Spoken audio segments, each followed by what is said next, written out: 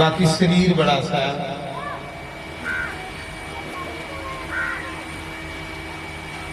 एक दिन जिसने उस कुड़ी ने ज्वालवी दे शीशा देखा, शीशे विचों जिसने अपना मुंह बकरी का देखा, बड़ी बड़ी बाकी बड़ी शहर मुंह बकरी का, सिंह बकरी दे, बड़ी बकरी।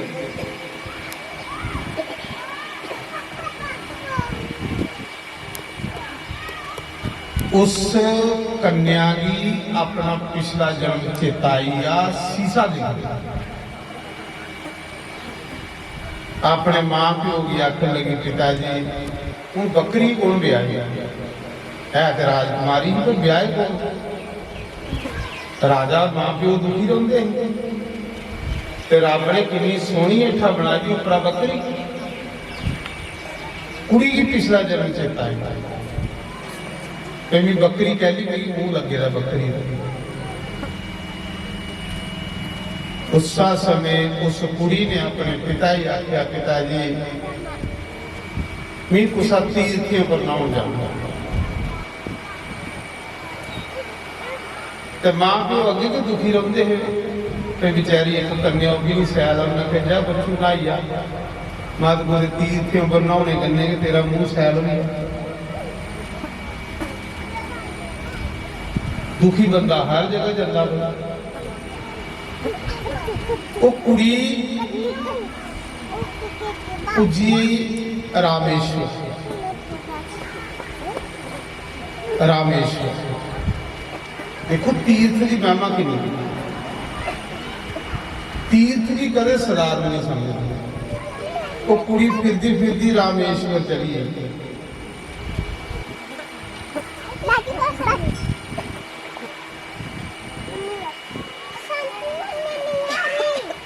राजा पुछदा अपने गुरु मारेगी कि गुरुदेव मेरी 8 मुड़े बाद एक कन्या हुई, बड़ी लाडली, तेरा मुंह बकरी का है, ये बकरी का मुंह सी, परमात्मा ने की ना कुरूप बनाया, इसी स्त्री का मुंह क्यों नहीं लाया? तो गुरु महाराज ने जिसने अंतर ध्यान ये देखा, गुरु महाराज ने आख्या कि पिछले जन्म च बकरी सुनो, तीर्थ की महिमा सुनिया करो। तुम सुना ना तो तीर्थ पर किसी ने भी नहीं ना सट्टा मारी आई है, ना ही ला जिनी जगह सट्टा बजी वो जगह बन जाना सुना, तो जिथे सट्टा नहीं बजना वो जगह उनको नहीं गिरोगी मैली में जाएगी। गुरु महाराज ने आख्या, राजा ये जी कुड़ी तेरी है पिछले जन्म से बकरी। एक दिन बकरियां दे झुंडा कोल लग गई, चलदी चलदी चलदी चलदी एक जंगल दे विच फसी, बड़ा घना जंगल ते बकरियां दे सिंग हुंदे, हरे हरे पत्ते खाने वाले लालचा विच एक लता बेले जंगल दे विच जाई फसी, सिंग दे फसी ये जंगल च बूटे दे विच, इहदे कोलों निकल नहीं सकदा। बूटे जेदा मुंह फसदा है नैना, कई दिन भुखी त्रियाई दी लुड़सदी रही, पर्वत दे उपर, उस पर्वत के कन्ने है समुद्र,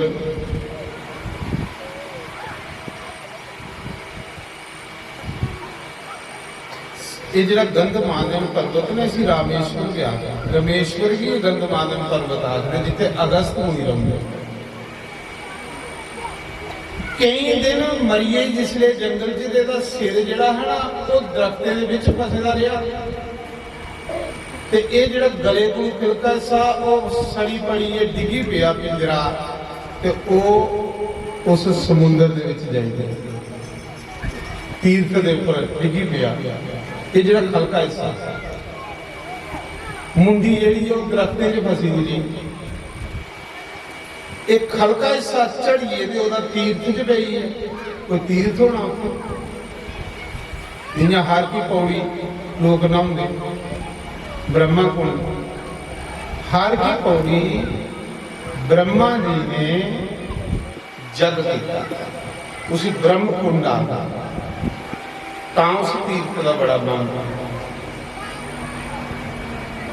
उस समय खलका पासा झड़ी आ ते मुंडी दरख्त च फसी दी रही। वो जिहड़ा तीर्थ कन्ने शरीर का स्पर्श होया, उस दे पुण्य प्रताप कन्ने ये बकरी राज के घर कन्या बना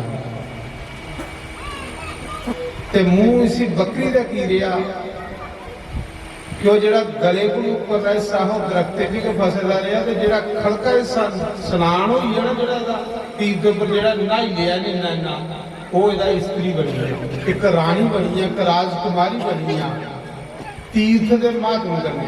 तो मुंडी जिहड़ी है वो बकरी दी गिरी क्योंकि उसी स्नान नहीं हुआ। राजन जे तेरी कुड़ी उस तीर्था पर मुड़िए जाए ते अजे भी वो जिहड़ा सिरा दा पिंजरा वो फसेगा दरख्तां दे विच। उन्हें दरख्तें च बकरी का सिर कटे ते उस तीर्थ दे विच सुटे। ये जिहड़ा बकरी का सिर लगे दा इस्त्री का सिर होई आ, सुंदर बनी आ, राजकुमारी बनी आ। देखो तीर्थ नहाने का महत्व। तो महाराज जी वो कुड़ी गई, कुड़ी ने उस बेल लते जंगल च फसी दी बकरी की मुंडी कड्ढी जिहड़ी पिछले जन्म दी, उथों फसी दी कड्ढी ते उस तीर्थ दे विच सुट्टी। जियां तीर्थ च सुट्टी इयां कि जिहड़ा उस बकरी का सिर लगे दा होया सुंदर शरीर होई, स्त्री बनी। जिसी देवता भी ब्याहना चाहते, ऋषि भी ब्याहना चाहते, जिले बकरी ही तो कोई कड़माई नहीं करता, जिले मुंह स्त्री का लगी आ हरी देवी देवता चाहता है कि मेरे कने ब्याह कर। पर उन्हें एक लक्ष्य बनाई लिया कि मैं ब्याह नहीं करना, मैं भगवान का नाम।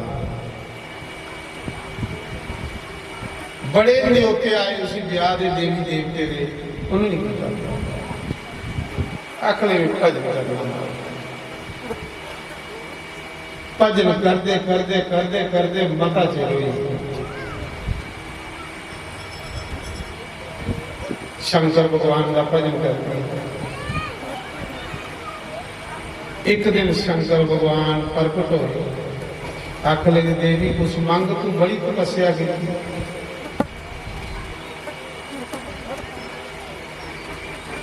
तो उनके आख्या कि प्रभु मिगी भगवान का दान मिल जाए, बेकुंठ लोक मिल जाए, मुक्ति मिल जाए। शंकर बाबा ने आख्या कि देवी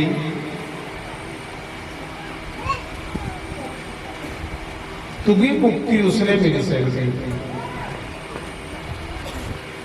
कि जिसने तू मेरे एक रूप काल पैर ਉਹਦੇ कदे ब्याह कर तू फिर मुक्ति।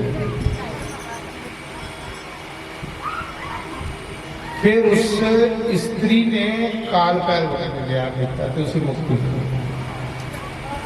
मतलब तीर्थ की महिमा इतनी ज्यादा, तीर्थ पर जाना तो नहाना जरूर, स्नान जरूर करना। अस आलस करी बने गंदा पानी ये है वो नहीं, तुसें एकड़ा पानी नहीं दिखना, तुसें इसकी महिमा उपर दिखनी कि भगवान के घर की महिमा कितनी। ये गंगा सरी वृंदावन नहीं बगा दी, ये गंगा भगवान के घर भी बगा दी जमुना।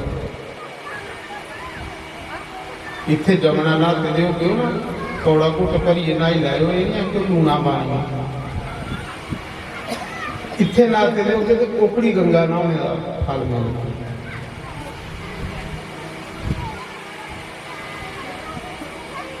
मैं गल सुना रहा,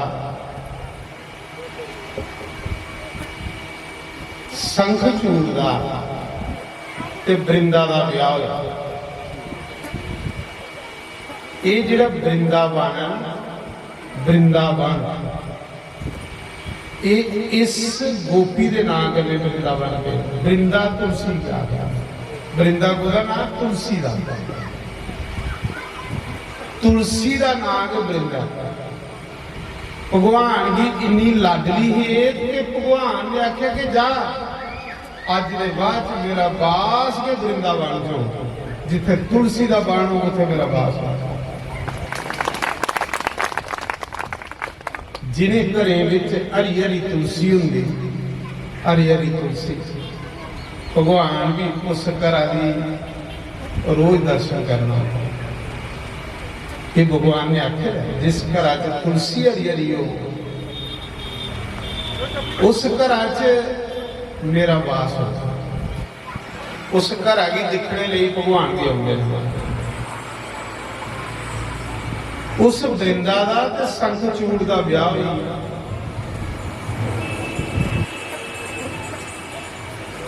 संखचूड़ जिहड़ा पिछले जन्म च श्री दामा कृष्ण का सखा ते वृंदा जिहड़ी है कृष्ण जी के गोपी ललिता। दो शराब करने एक दूसरे की इत्थे आए धरती।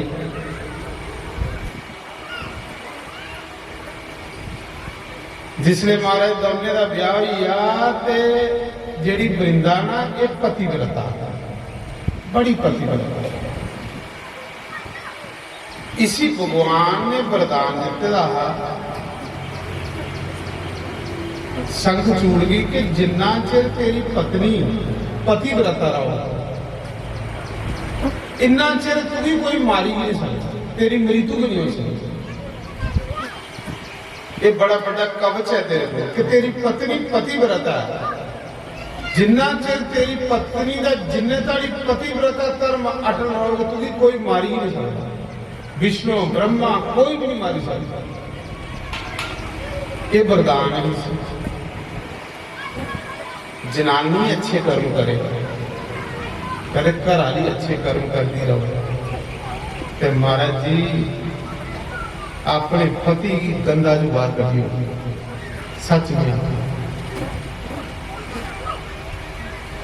जिन्ना मर्जी बंदा मूर्ख हो नहीं गल बनता, जनानी अटल रहे अपने अच्छे कर्म दे विच लगी रहे, अच्छे कर्म विच लगी रहे। एक दिन परमात्मा भी झुकी उहदे बंदे दा सुभाव बदल। मतियां साढ़े इतिहास के विच स्त्रियां ने जिन्हें अपने पापी पति की भगवान के घर पजाया। चंचूला बिंदु ग्रह शिव पुराण की कथा। बिंदु जान वाला पापी पूत बनिए रहा, पर उसकी पत्नी ने अपने पापी पति की शिवलोक च गिराया।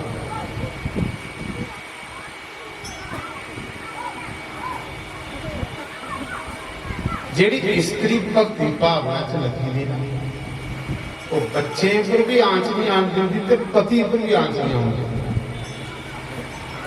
ये महाराज साढ़े पिछले इतिहास भी है ना, सही भी लगता। अटल रहे अपने भक्ति, ਉਹਦੇ बच्चे भी ਉਹਦਾ पति भी एक दिन फिर वापस आ जाए।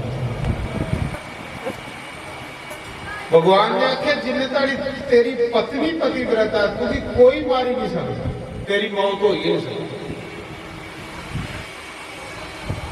तो वृंदा वृंदा तुलसी गया जलंधर का ब्याह वृंदा करेगा। जलंधर कौन हो जो शिव जी ने त्रीजे नेत्रा चो अग निकली, इंद्र की कुकड़े ली तो फिर उन्हें समुद्र च सुटी। उहे जलंधर उन्हें भी जलंधर शहर बसाया, ਉਹਦੇ नाम का भी जलंधर शहर है। उसी संखचूड़ भी आ गया। आखदे उसा समय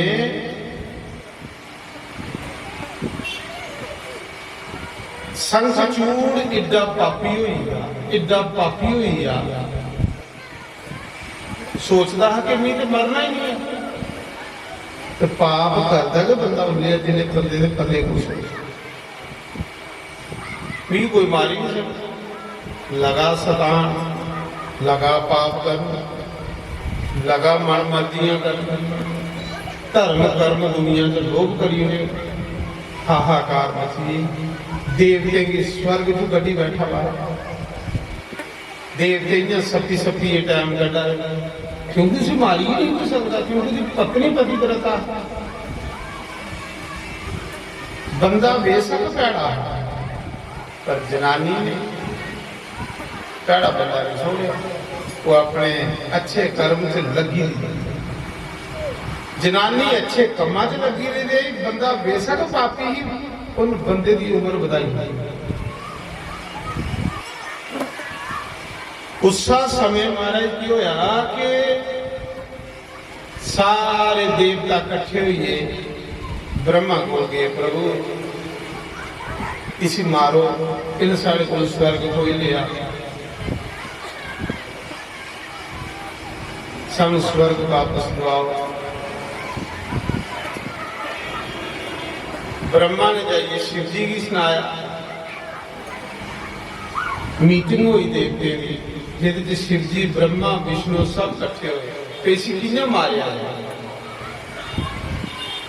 भगवान विष्णु आखन लगे इसे कोई नहीं मारी सकता क्योंकि इसी में वरदान दिते ते जिन्ना चिर तेरी पत्नी का पति व्रता नष्ट कर्म नहीं होया इसे कोई नहीं मारी सकता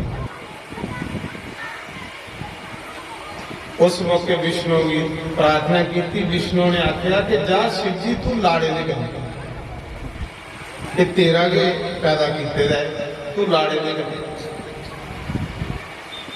आखरे संघ चूड़दा ते शंकर भगवान का लंबा युद्ध होया कोई हार जित नहीं हुई जिन्हें कोई हार जित नहीं हुई देव के हाहाकार करिए कि हूं शिव जी गुरु बड़ा तो कोई है नहीं उस मौके शिव जी मारेगी जिन्हें शिव जी ने देखा कि इन्हें फजूल लड़ना इसी वरदान में मरना भी नहीं तो लड़ी आ गया शिव जी ने भगवान विष्णु की आख्या भगवान कोई लीला का तेरा नाम शलबली है कोई शल बल कर तो इसी मारना है भगवान ने आख्या चिंता नहीं कर मैं चलिया ही हूं इदी जनानी का पतिव्रता धर्म नष्ट कर जिले की पति का भी पतिव्रता धर्म नष्ट करें तो हे शंकर को त्रिशूला करने मारी विष्णु भगवान ने क्या किया शंखचूड़ शिव जी कने लड़न गया शिव जी कने लड़न गया ते विष्णु भगवान ने ਉਹਦੇ ਪਤੀ ਦਾ ਰੂਪ ਬਣਾਇਆ शंखचूड़ बनी है कृष्ण शंखचूड़ बनी है जिसने कार गई तो बेचारी पहचान ही नहीं सकी कि मेरा पति है कि जहाँ है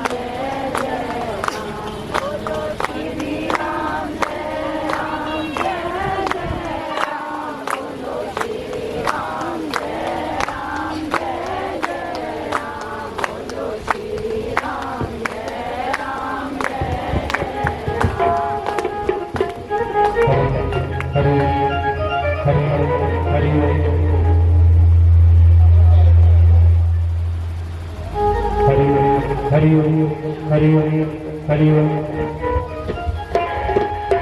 बोलिए सतगुरुदेव भगवान की जय। आखिरी जिस समय मनुख का अंत समाप्त उसमें गुरु लैन आते उसी ते भजन उदे ऊपर ही सारे ने भागवत भगवान अगे यो प्रार्थना करनी कि जिस समय यह चाहिए तो गुरु लैन जमरूद लैन नहीं आए। नीवे जाना हरि दे द्वार गुरु मैनू लैने आ गए। नीवे जाना हरि दे द्वार गुरु मैनू लैने आ गए।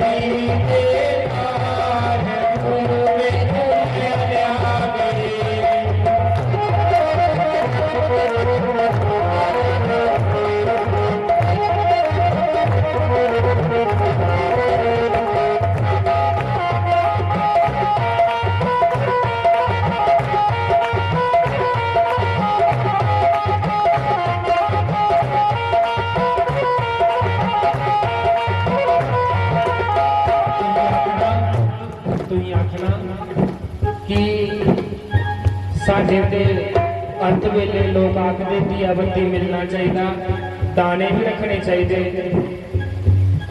लेकिन शास्त्र आखते, संत बाणी आखती, रस्सी जन आखती, जो गुरु समर्थवान होवे ना उसी ये सब चीज़ां की लोड़ नहीं पड़ती। क्यों? क्योंकि उन्होंने गुरु के वचन पर विश्वास किया जाता, उन्होंने गुरु की वाणी पर विश्वास किया जाता और गुरु मंत्र जपी जपी जपी जपी उसके अंदर पहले की जोत जगा दी होती है। वो आखदा मैं दाने इतने की करने में मेरे गुरु के भंडार पर होए उसी हिसाब से लोड़ नहीं होती। पर उन्हें ये नहीं करियो कि तुम दिया बत्ती नहीं दो, पर उनकी क्षमता भी होनी चाहिए, उनका नाम भी जपित होना चाहिए, तां करिए भाव आख्या गया है।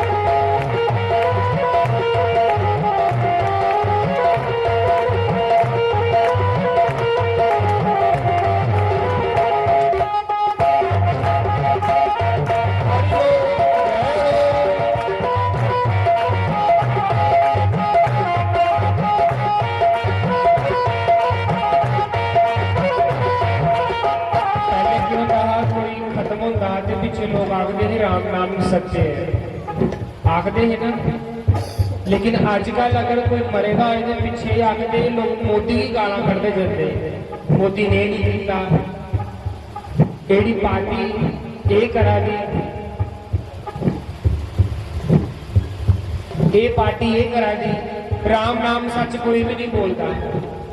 आहे जे भजन कर बैठने हैं चाहे सोच रहे कि चार लोग सानू क्या आखेंगे। सवेरे महाराज जी सत्संग सुना दे,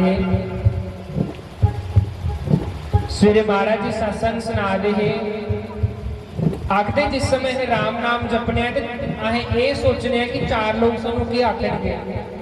भाई देखो ये राम नाम जपा दे चार लोगों से बैठिए, सारी उम्र उन्हें चार लोगों को डरते रहे, लेकिन जिले मरे उन्हें चार लोगों ने जिले हम कंधा दिता तो उन्हें इो गल बोली कि राम नाम सच है। जींदे जी आख्या होंगे राम नाम सच है। फिर